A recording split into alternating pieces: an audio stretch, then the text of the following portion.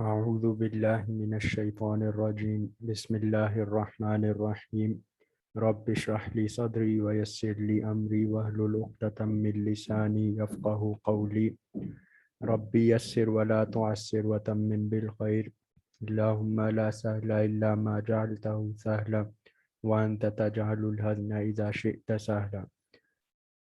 Inshallah, today we'll be starting off with the second ruku of Surah Nisa. And before starting this ruku, it consists of 4 ayahs that are filled with commandments about inheritance. And I'll just be going through them, and there's no we don't have time or the skill to explain these in their full depth. Volumes have been written on these verses, these 4 verses. There are confusions, but we won't dive into those. We'll just read and understand what's given in these ayahs. So starting off with ayah 11, Allah says, يوصيكم الله في أولادكم للذكر مثل حظ الأنثيين فإن كن نساء فوق اثنتين فلهن ثلثا ما ترك وإن كانت واحدة فلها النصف ولأبويه لكل واحد منهما السدس مما ترك إن كان له ولد. Okay, so starting the ayah, Allah says, Allah commands you concerning the inheritance of your children. For the male, the equivalent of the portion of 2 females. So the male gets 1 portion and the female gets half of that. Okay, so the portion of 2 females totals the portion of 1 male. But if there are daughters only, okay, there are no children, okay, of the passing by person. Okay, if the person is passing by and he doesn't have any male children, okay, only daughters, two daughters or more, then for them is 2/3 of the inheritance. Okay, uh, if there is a male, then the daughters get half. Yeah, but if they're only daughters, there's no male child, the daughters get 2/3 of the inheritance. And if there is only one, okay, only one daughter, then for her is the half, then she gets half of the inheritance. And as for his parents, to each one of them 1/6 of the inheritance if he had children. Okay, if the person has children, then the children will get their inheritance and the parents get 1/6 of the inheritance. But if he had no children and his parents are his heirs, okay, means if the person had no children and the inheritance is only given to the parents, then for his mother is 1/3. The mother gets 1/3 of the inheritance.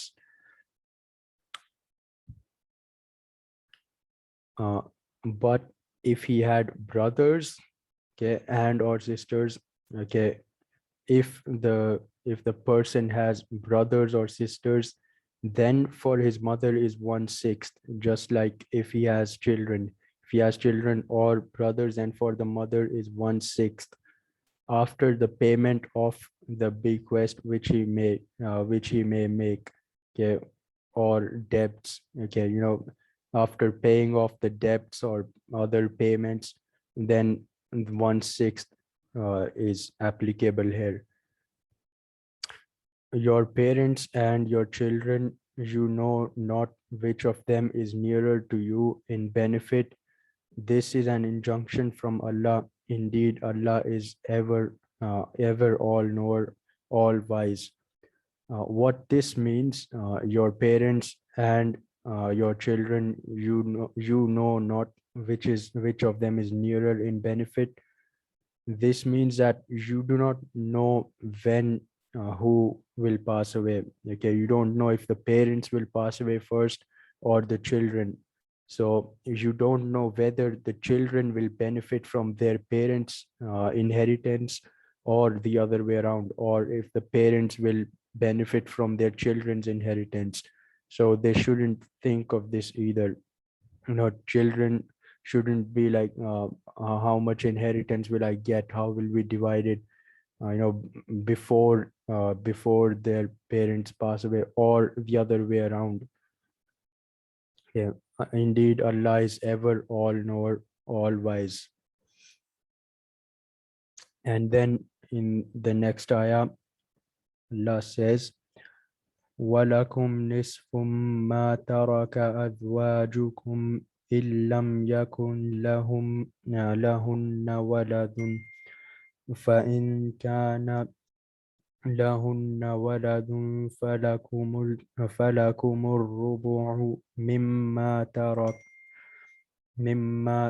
تركنا من بعد وصية يوصين بها أو دين ولهن الربع مما تركتم إن لم يكن لكم ولد فإن كان لكم ولد فلهن الثمن مما تركتم من بعد وصية توصون بها أو دين وإن كان رجل يورث كلالة أو امرأة وله أخ أو أخت فلكل واحد منهما السدس فإن كانوا أكثر من ذلك فهم شركاء في الثلث من بعد وصية يوصى بها أو دين غير مضار وصية من الله والله عليم حليم.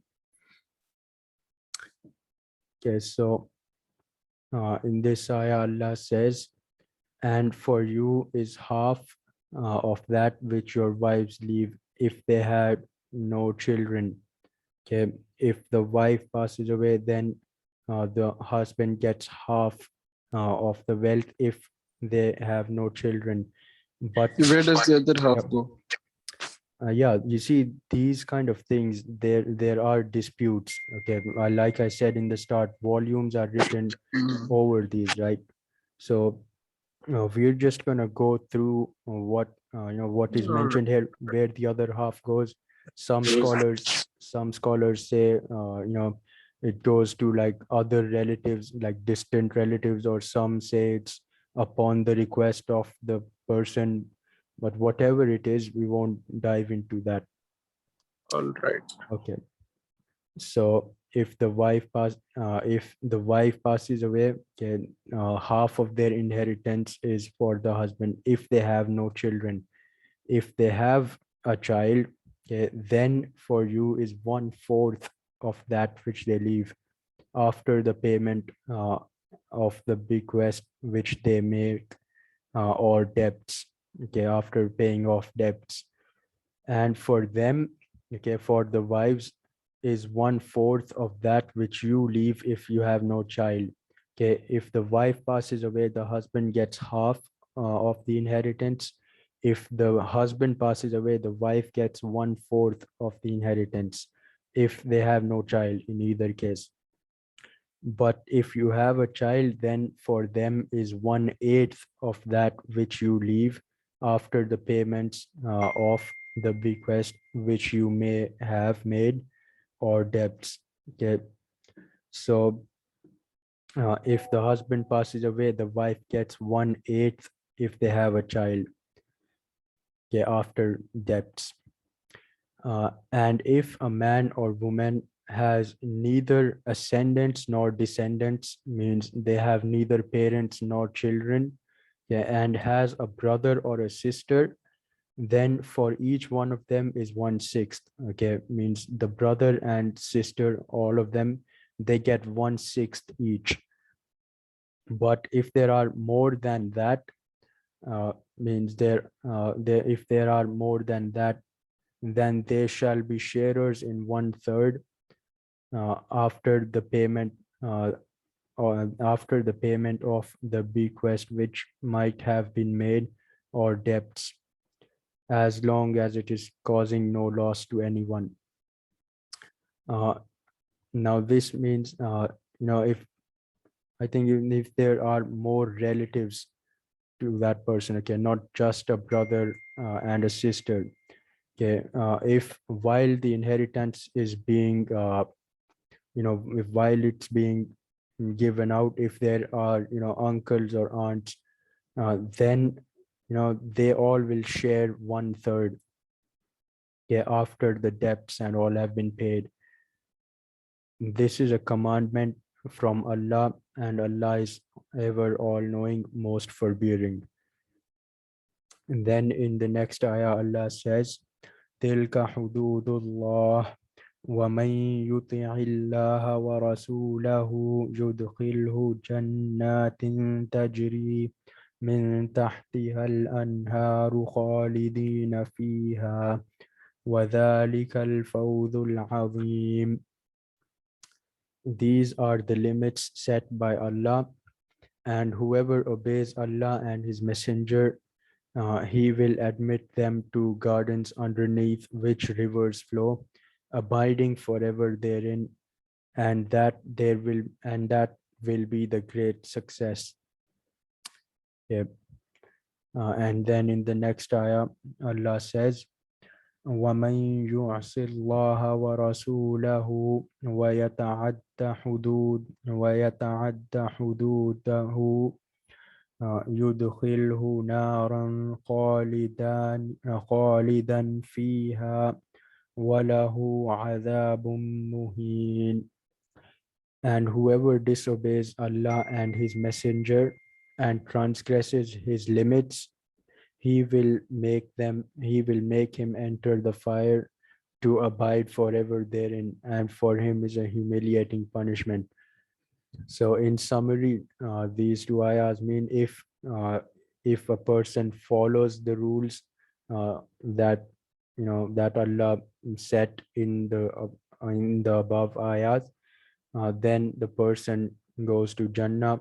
If not, if the person distributes the wealth however he wants, maybe like this one son has been very faithful to me, so I'll give all my wealth to him. Okay, that's wrong.